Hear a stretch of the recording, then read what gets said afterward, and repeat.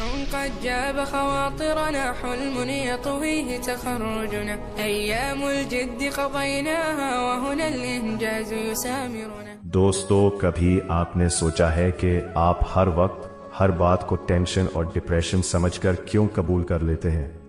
اگر آپ کے اندر یہ مسئلہ ہے تو میں آپ کو 5 حکمت والی باتیں ضرور بتاؤں گا. نمبر 1، انسان جب مستقبل کا سوچتا ہے تو اپنا حال برباد کر دیتا ہے اور ماضی کو یاد کر کے روتا رہتا ہے.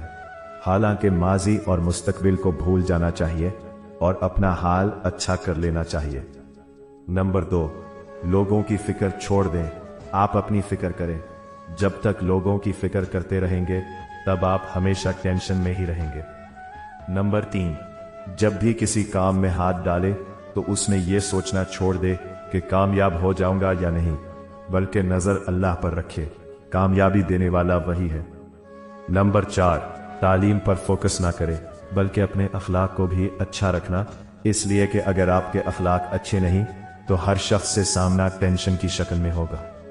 نمبر 5، رات کو سوتے وقت اپنے دوستوں کو معاف کر دیا کریں، کیونکہ جب تک آپ ان کے غلطیوں کو معاف نہیں کریں گے تو آپ کو سر پر مفت کی ٹینشن سوار رہے گی.